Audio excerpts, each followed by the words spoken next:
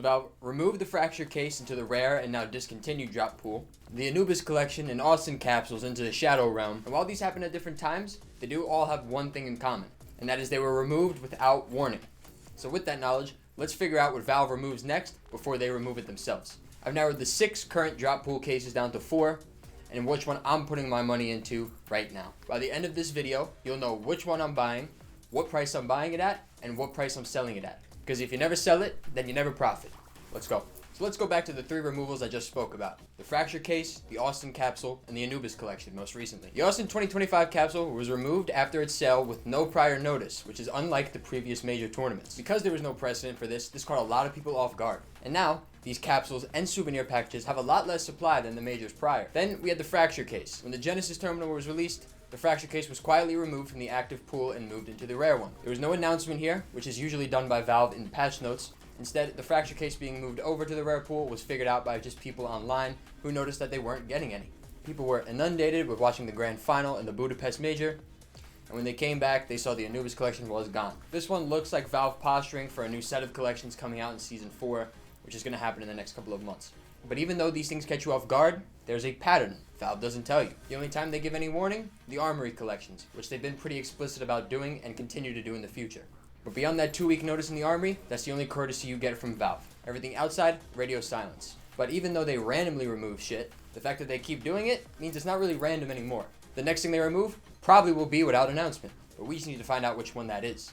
Now there are 6 cases in the active pool right now. We have the Revolution Case, the Recoil Case, the Dreams and Nightmares Case, the Kilowatt Case, the Genesis Terminal, I know it's not a case, but you know, and the Fever Case, which I know is in the Armory, however, it is still active, you can get it whenever you want. But Valve isn't just, flipping a coin and picking whatever case they want to remove and taking it out. It seems to be a weighted average of 2 primary factors: how long the case has been in the pool, and how popular. They're not afraid to remove a recently added case if it's not performing well and other ones that perform better. So let's eliminate. We'll go through each case, see if it's safe or unsafe, and narrow it down until we get the next Fracture Case. We'll start with our most recent addition, the Genesis Terminal, and it's safe.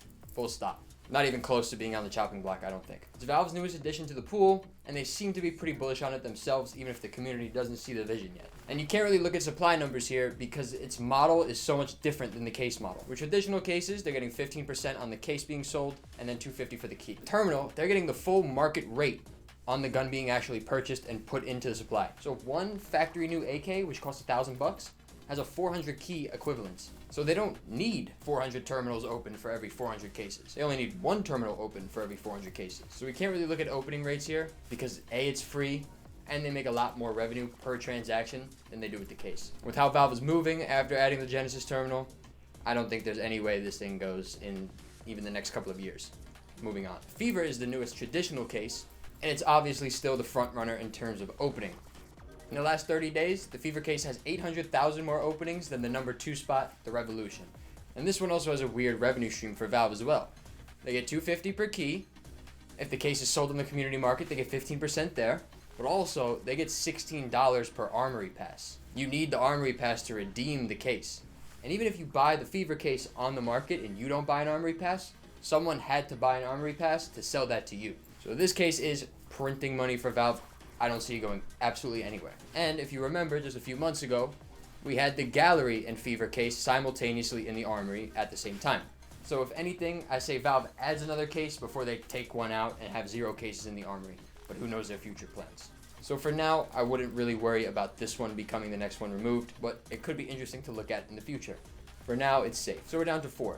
Recoil, Revolution, Dreams and Nightmares, and Kilowatt. Now, if any of these 4 got removed, it wouldn't be too crazy. But there are certainly ones that have a way better chance of being removed than others. If you want to hedge your bets, exposure to all 4 doesn't hurt. But let's figure out the primary target.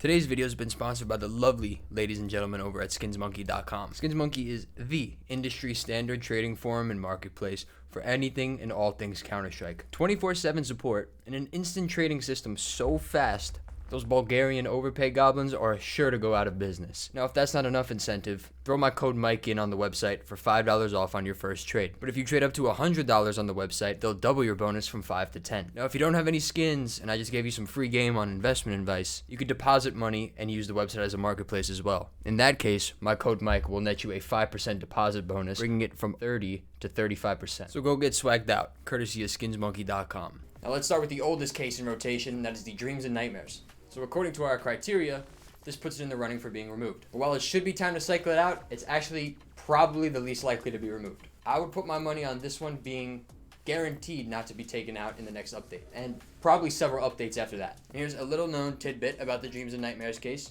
you may not be aware of. So back in 2021, Valve ran a community skin contest. The winners would get their skin featured in a case, and they would be rewarded with a share of a $1.7 million prize pool. Keyword, flat payment. Now compare that to every other case in the game. Artists typically receive royalties or a cut of each case open. So if the skins in your case are really good, the more money you get. But for the Dreams and Nightmares, the artists already got paid. So Valve keeps 100% of the revenue from here on out. Now combine that with the knives in this case, which they very, very deliberately had to have put in. Butterfly Emerald and Gamma finishes on all of the non-OG single release weapons. Falchion, Huntsman, Butterfly, Bowie, etc. So the case itself is artificially inflated because everyone wants a shot at those knives. And as of making this video, it is the most open case of all time. So the case itself is $2. Valve gets 15% on every transaction on the market. They get $2.50 per key. 0 cuts and royalties to artists, and it's the most open case ever. What the fuck do you think they're gonna do with this case? They're obviously gonna keep it. Next up, we have the Kilowatt. The Kilowatt is interesting because on paper, it should have solid fundamentals. You get the kukri knife, which people haven't warmed up to yet. They will in due time, not worried about that. But you've got the Chrome Cannon AWP, which I feel is a very popular AWP, and the Inheritance AK, which is one of the best AKs that have been added in the game in a long, long time. These are very desirable coverts, and they're expensive on their own merit, but it just doesn't seem to work in reality. The case launched during CS2's peak hype when it was just released. Brand new game, everyone's playing, and it still couldn't match even the case opening stats of the Chroma case, which was released 10 years earlier. That's a red flag. When your item can't perform in the most favorable conditions absolutely possible, then something's off. It's just a dud.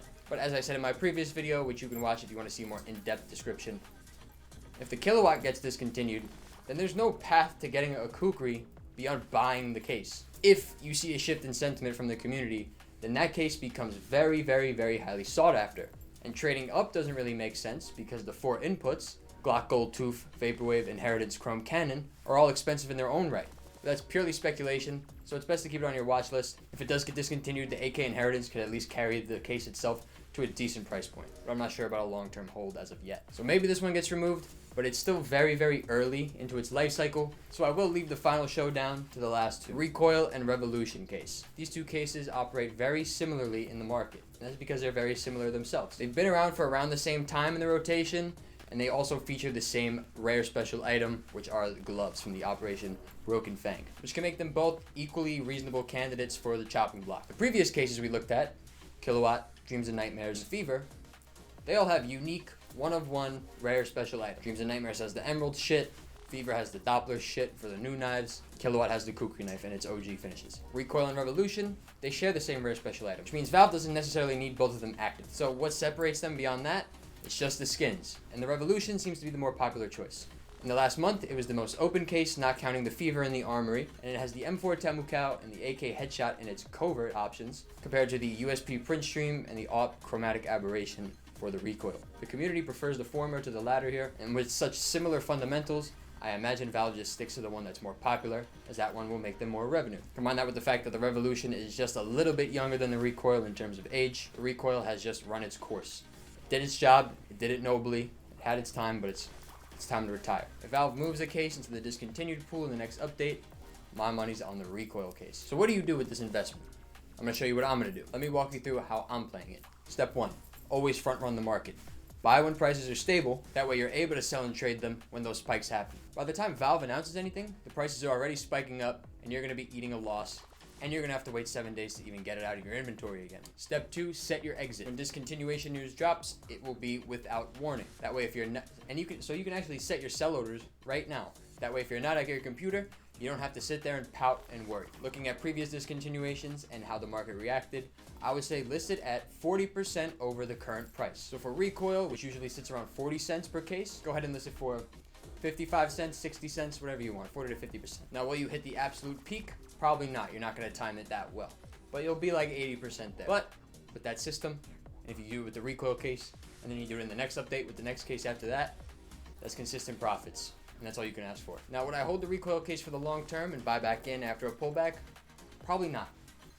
or at least not immediate. Now, a case that's been in the active pool for 3 years has a lot more supply than I think people realize when that initial price spike happens. It's gonna take a lot longer for that case to go down to a super low supply where you'll see inflated prices. And that realization sets in after they bought the cases already in panic. So you immediately see a dip down and a long sideways road for probably a year or two before you even see it go up a decent amount. That initial spike is your window, and while the recoil case is down there trading sideways for a year, you can take that money and put it into other plays. And then when you go back into the recoil case down the road, you'll have more capital to buy an even bigger magnitude of cases. Your money's more liquid when it sits in weekly and monthly plays instead of in a yearly play. Rotate your profits into the next weekly play instead of putting them in a case and hoping that it'll 10x by 2030. Now, hedging on all 4 cases is not a bad call. In due time, all 4 of them will be gone. But if you're holding them for that long, that's also money you could have somewhere else.